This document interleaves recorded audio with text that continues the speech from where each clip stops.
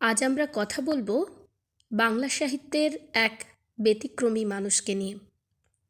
একজন কথা সাহিত্যিক, একজন চিন্তাশীল লেখক, একজন প্রতিবাদী কণ্ঠ। তিনি মানিক বন্দ্যোপাধ্যায়। বাংলা উপন্যাস ও ছোট গল্পে যিনি এনেছিলেন নতুন বাস্তবতা, নতুন ভাষা, নতুন দৃষ্টিভঙ্গি। 1908 সালের 19 মে বিহারের সাঁওতাল পরগনা অঞ্চলে তার জন্ম। পিতার নাম হরিহর বন্দ্যোপাধ্যায়, পেশায় ছিলেন সরকারি কর্মচারী। শৈশব থেকেই মানিক বন্দ্যোপাধ্যায়ের জীবন ছিল অস্থির।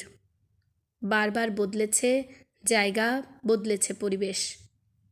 এই অস্থিরতাই তাকে খুব কাছ থেকে মানুষ চেনার সুযোগ করে দেয়। শিক্ষাজীবনে তিনি ছিলেন মেধাবী।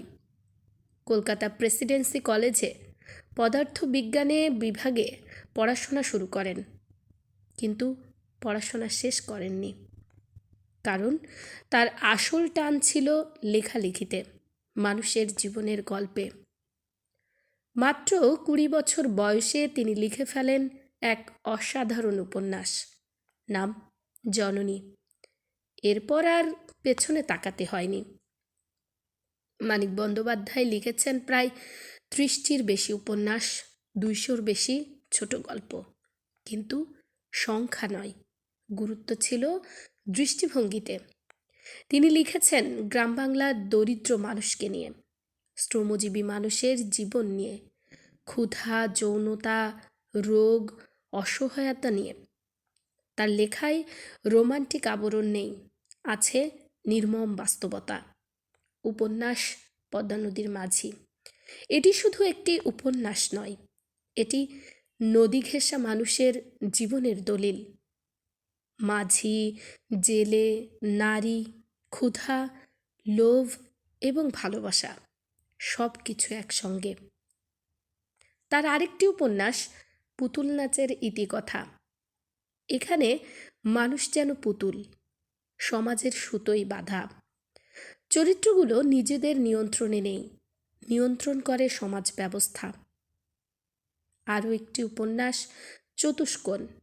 এখানে আছে যৌনতা, মানসিক দ্বন্দ্বও আছে, সেই সঙ্গে আছে নৈতিকতার প্রশ্ন। মানিক বন্দ্যোপাধ্যায় এসব লিখতে ভয় পাননি, কারণ তিনি বিশ্বাস করতেন সাহিত্য মানে সত্য। 1930-এর দশকে তিনি যুক্ত হন বামপন্থী রাজনীতির সঙ্গে। পরবর্তীকালে কমিউনিস্ট পার্টির সদস্য হন। এই রাজনৈতিক চেতনা তার লেখায় গভীরভাবে প্রভাব ফেলে। তিনি দেখেছেন পুঁজিবাদী শোষণ, শ্রেণী বৈষম্য, মানুষের নিঃস্বতা, এবং সেগুলোই লিখেছেন। তার লেখায় মধ্যবিত্তের ভণ্ডামি আছে, আছে রাষ্ট্রের নিষ্ঠুরতা, আছে সময়ের সংকট। কিন্তু তার নিজের জীবন ছিল খুব কষ্টের। দারিদ্র্য, অভাব, অসুস্থতা সবই ছিল। তিনি ভুগেছেন দীর্ঘদিন ধরে যক্ষ্মায়। অর্থকষ্টে চিকিৎসাও ঠিকমতো হয়নি, অথচ এই অবস্থাতেও তিনি লেখা থামাননি, কারণ লেখা ছিল তার অস্তিত্ব। 1956 সালের 3 ডিসেম্বর, মাত্র 48 বছর বয়সে মানিক বন্দ্যোপাধ্যায় মৃত্যুবরণ করেন। খুব অল্প বয়স, কিন্তু বিশাল সৃষ্টি। আজও তার লেখা প্রাসঙ্গিক, আজও তার চরিত্রগুলো আমাদের চারপাশে হাঁটে, আজও তার প্রশ্নগুলো আমাদের বিব্রত করে। মানিক বন্দ্যোপাধ্যায় আমাদের শিখিয়েছেন সাহিত্য শুধু সৌন্দর্য নয়, সাহিত্য হলো দায়, মানুষের পাশে দাঁড়ানোর দায়, সত্য বলার দায়।